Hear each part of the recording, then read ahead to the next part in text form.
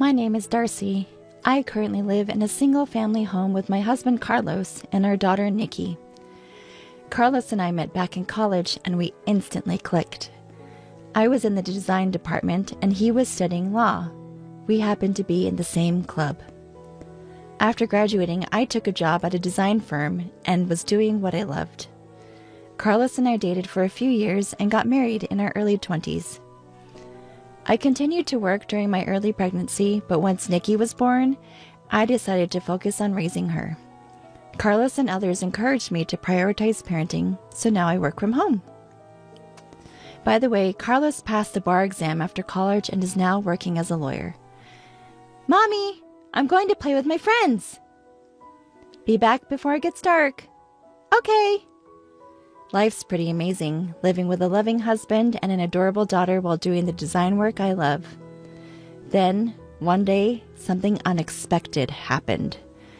I was out shopping a bit far from home when I saw my mother-in-law, Christine, struggling with some heavy bags. I couldn't help but approach her. Mother-in-law!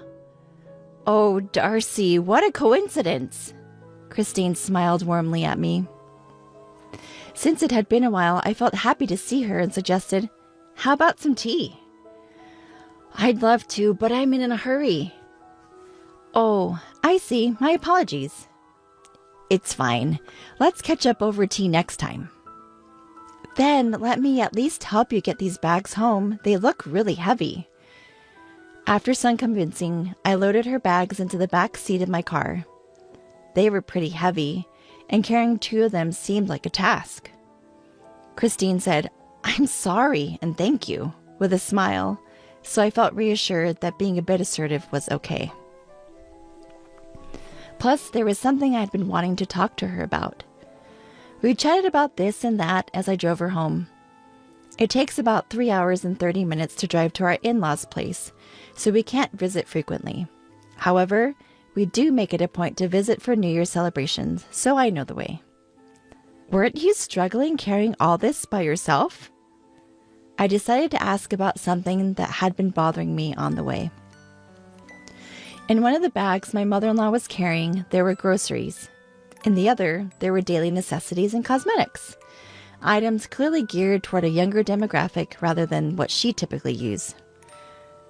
Well, they're essentials. I ended up buying a lot. Her expression seemed a bit down. I didn't pry any further and drove us to her home. Darcy, thank you so much. You've been a huge help. This is far enough. I can take the bags to the entrance. Oh, you don't have to. When my mother-in-law opened the door, I placed the bags at the entrance. Just then, I heard a harsh voice. Finally, you're back. What took so long, mother-in-law? The voice belonged to my sister-in-law, Katie. She seemed surprised to see me and her words trailed off.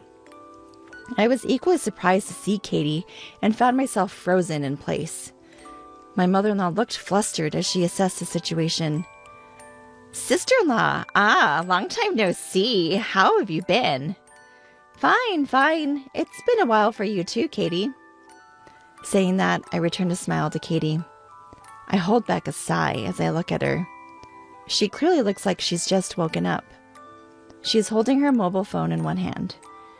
Her incomplete sentence alone was enough to raise suspicions. I'm sorry for the sudden visit. I happened to see mother-in-law while I was shopping nearby.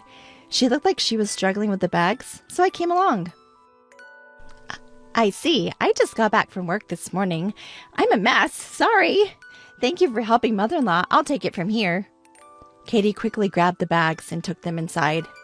In a soft voice, I asked mother-in-law, Is everything all right living with Katie and the family? Mother-in-law simply smiled and nodded. Thanks for your concern, Darcy. I'm fine. Sorry I can't even offer you tea. No worries. It was nice to catch up. I'll visit again. Without pressing mother-in-law further, I left. Still, I couldn't simply ignore the situation I just witnessed.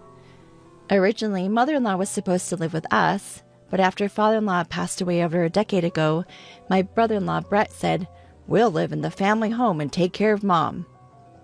Even Carlos, my husband, was initially concerned. I felt uneasy about the situation, so I initiated a discussion, but it didn't go well. Carlos is busy with work, right? And he has irregular days off. I work close by, and Katie's parents live nearby too. But still, don't worry. I was a troublemaker back in the day, and I haven't done much for Mom, you know? I want to repay her. All right. Given what was said, Carlos couldn't really argue. In the end, with my mother-in-law's consent, my brother-in-law and his wife moved into her house. Today, I shared what happened with Carlos. Really? That's concerning. I'm not sure, but it makes me a little worried. Let's give Brett a call. After hearing my concerns, Carlos decided to call Brett. Hello? Carlos, what's up? Hey, it's been a while. Just checking in on you. I'm doing fine. After exchanging pleasantries, Carlos began to move the conversation forward. Calls usually led to discussions about how great things were between him and Katie, and this was no exception. Good to hear you're doing well. Yep, we're taking an extended vacation next week. What about Mom? Is she coming? Mom said we should just go, the two of us. Carlos and I exchanged looks. Given my mother-in-law's personality, this was no surprise. But we did notice Brett hesitating for a moment. In that case, let's have Mom stay with us during that time. What? At Carlos's words, Brett raised a surprised voice, and I looked up. Carlos, who smiled at me, nodded slightly and continued. We haven't seen Mom in a while, and I think Nikki will be thrilled. I'll get in touch with Mom. So it's settled. Hey, wait! Carlos cut off the call before Brett could finish. Carlos exhaled deeply and looked at me with a serious face. We had stumbled upon an opportunity to discuss my mother-in-law. Following that, Carlos promptly arranged the dates with Brett. I coordinated with my mother-in-law, and she agreed to stay with us for about a week. Granny's coming today? Yes, isn't it exciting? Yeah, Nikki loves Granny. Nikki was ecstatic that her grandmother would be staying over. A few days later, my mother-in-law arrived at our home with minimal luggage. As soon as she entered, she looked relieved and bowed her head. I'm sorry for intruding for a whole week. Don't worry about it. You're more than welcome. Nikki has been looking forward to this, so please make yourself at home. And so we spent a week together with my mother-in-law. However, I felt uneasy about my mother-in-law's actions from day one. Before her arrival, I cleaned up the home office I usually use for work to make space for her. When I showed her the room, she immediately said, Oh, you've prepared such a room for me. I feel bad. I'd be okay just with the corner. No worries. Please feel free to use the room. I only use it for work anyway. I convinced her to use it, but she still seemed apologetic. Also, with the kids off school today, I was planning to make lunch for the three of us when she said, Let me cook. Can I use the fridge? She kept insisting on doing household chores even though I wanted her to relax. Gratefully, I managed to get her to unwind in the living room by having Nikki play with Granny. Additionally, she would say things like, Oh, don't go through the trouble of snacks for me. I'm not worth it. Or, I'm fine with whatever's left over. Cold food is enough for me. As if she's an outsider rather than family. She used to be much more vibrant. It was painful to see her belittling herself like this. When Carlos came home while Nikki and mother-in-law were chatting, I filled him in on how she was acting. I see. Thanks for letting me know. I wish she would value herself more. Let's keep an eye on her. It's only the first day. Right. And just when it was getting late and we were about to go to sleep, my mother-in-law said, I guess I'll borrow this spot for a bit. Carlos and I were at a loss for words at her action. She was trying to lie down and sleep on the basement floor. Mom? Carlos was speechless. I said as calmly as possible, Mother-in-law, please consider this your room until you leave. Use a comforter so you don't catch a cold. But won't that be a bother? Absolutely not. We want you to be comfortable and enjoy your stay here. I looked her straight in the eye, trying to convey my sincerity. From her behavior, it was obvious what kind of life she's had with her own family. When I smiled warmly, mother-in-law's eyes filled with tears, and she finally broke down. It's been 10 years since I've slept in such a warm place. Thank you. What? My mind reeled from what I just heard. Carlos's voice was several octaves lower, filled with disbelief. Hey, Mom, tell us the truth. Are you getting along with Brett and the others? How's life been?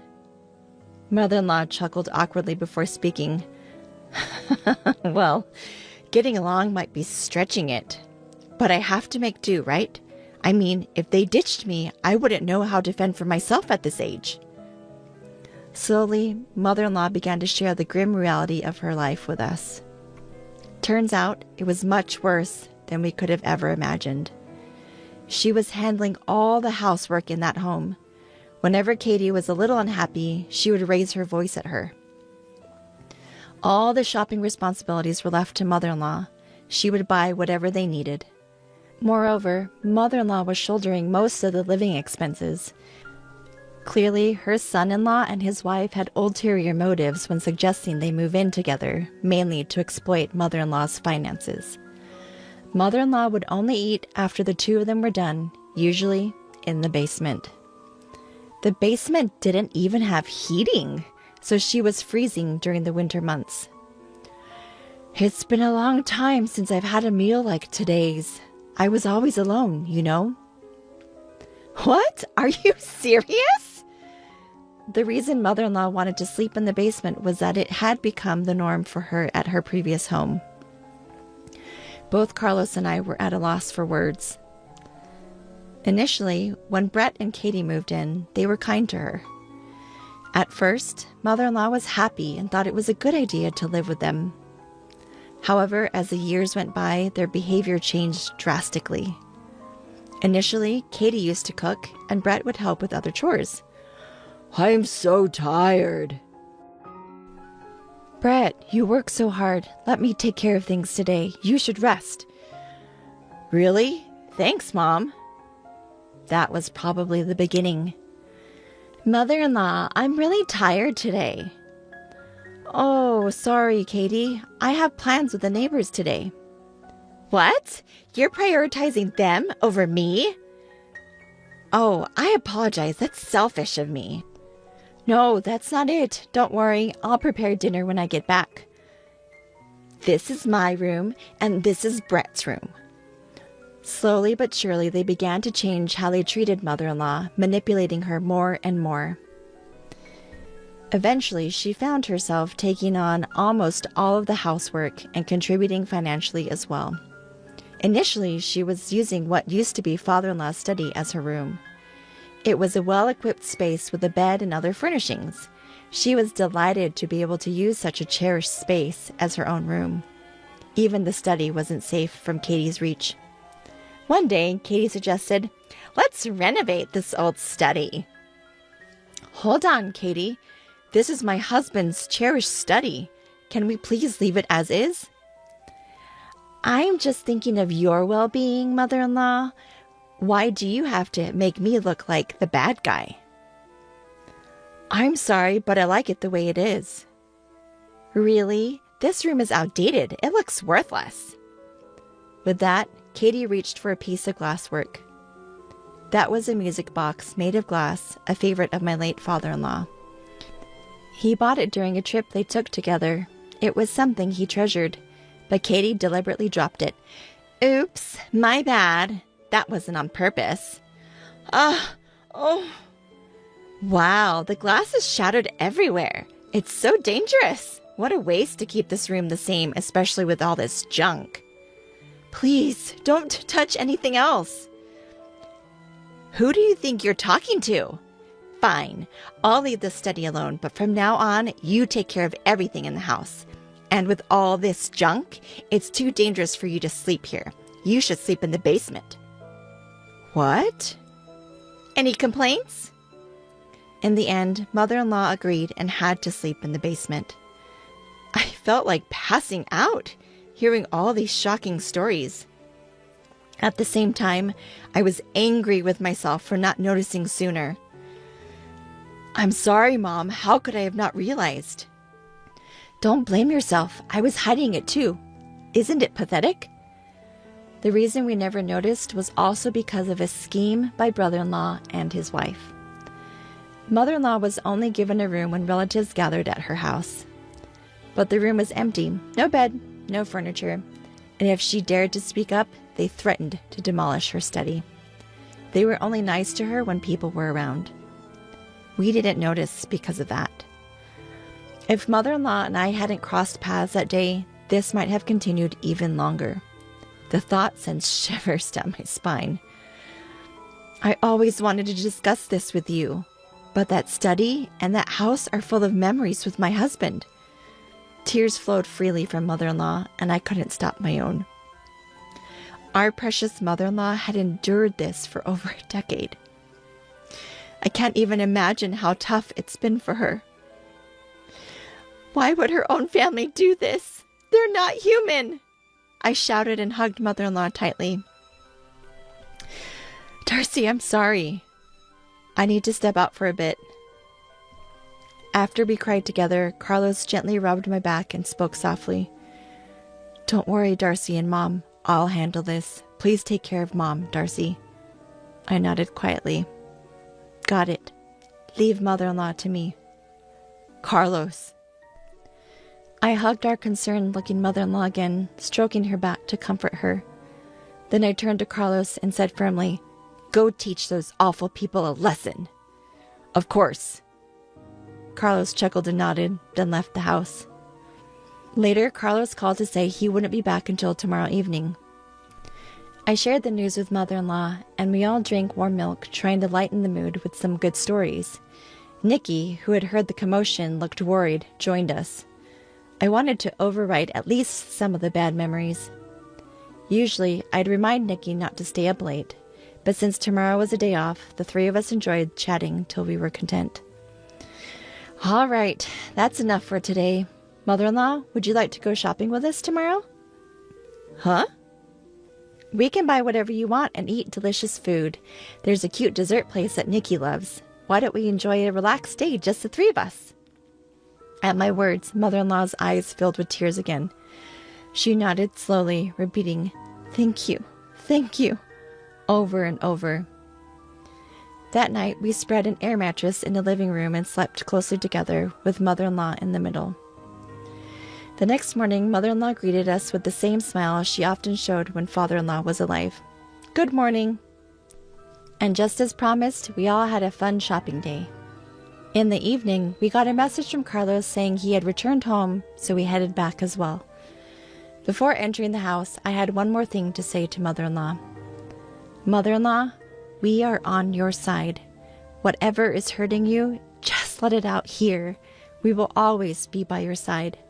And me too. I'm on Granny's side as well. Mother-in-law nodded silently to our words. Welcome home. Sorry for leaving the house to you. We're back. Everything okay? Yeah, no issues here. Carlos greeted us with a warm smile. I had Nikki and mother-in-law wait in my home office. Walking into the living room, my eyes widened at the sight of brother-in-law and his wife sitting on the floor. Their hands, resting on their knees, were trembling slightly. Upon seeing me, they greeted me in a soft voice, their faces filled with apprehension. What happened? My inner voice showed plainly on my face, which I turned to Carlos, still smiling. He said, I haven't done anything yet. His use of yet made even me tense up, expecting something dramatic to happen. So, to cut to the chase, starting today, Mom will be living with us, Carlos continued. I felt relieved at those words. Carlos continued to speak to me as I nodded. So, Brett, do you fully grasp what you've put Mom through? And you too, Katie, do you understand what you've done to someone else's mother in their own home? I can't say it's entirely your fault. We didn't notice it either. but you have to take responsibility for your actions. After all, you're supposed to be mature adults. Carlos spoke vehemently. It was the first time I'd ever seen the unusually gentle and calm Carlos so angry. I honestly dislike bringing up work matters at home, but this time I'm speaking as Miss Christine's attorney, not as family. His voice was friendly but low and icy. My brother-in-law and his wife meekly responded, "Yes." And after several hours of discussion, numerous decisions were made. First, my brother-in-law and his wife would no longer be living with us. They would have to return all the money they had been extracting from mother-in-law, plus pay additional compensation. Having decided to respect mother-in-law's emotional attachment to her study and her own home, brother-in-law and his wife moved out. We banned them from ever setting foot in mother-in-law's home again. Upon hearing the decision, mother-in-law gave a troubled smile. "So we are family, right? Asking for damages is a bit much, don't you think?" "No, this is a gesture from our son Brett to Miss Christine, right?" Carlos's words left Brett nodding so fervently he looked like he might lose his head. Yes, I'm truly sorry for everything. Please accept this as our sentiment." Brett seemed so diminished that you'd wonder what on earth had happened. After the conversation, Carlos took a deep breath and turned to mother-in-law. "So please accept this, Mom. Let's put an end to this. Brett and his wife will never forget what they've done and make sure it doesn't happen again." Both of them nodded in silence. Seeing this, Carlos smiled gently and continued in a low voice. "Well, it will never happen again, right?" Yes, never again. Absolutely." So the conversation ended. Within a few months, we had received the damages that Carlos had arranged from the brother-in-law and his wife. Mother-in-law wanted to give it to us, saying it was because we had helped her, but we refused. She insisted, so we agreed to accept a little each month for groceries and let mother-in-law use the rest. "Carlos, what did you say to Brett and his wife?" I was curious about that day, so I asked him when we were alone. Carlos scratched his head, even though it wasn't itchy. "Don't lose faith in me, okay?" "Why would I? You helped mother-in-law and made them regret their actions." Actually, Carlos had contacted Brett immediately after hearing what had happened. "It's strange for me to say, but I rarely get angry. But when I do, people say I'm scary. I think I really scared them when I called. He told me where he was right away." Although a bit distant, he drove straight to the destination. Upon arriving, he immediately questioned the two. "I couldn't let it go, especially because he's my brother and I had trusted him with Mom." I didn't know the details, but considering how scared they both looked, Carlos must have been terrifying when angry. On their way out, they bowed deeply, saying, "We're really sorry." Well, mother-in-law seems happy, and so does Nikki. I'm happy too. Thank you for standing up for us, Carlos. Darcy, I'll continue to do my best for our family. Even after everything, it's good to know we can still be a happy family. I'm grateful for my dependable husband and for mother-in-law who chose to rely on us. From now on, I intend to make up for the hardships by being a dutiful daughter-in-law and do my best in every way.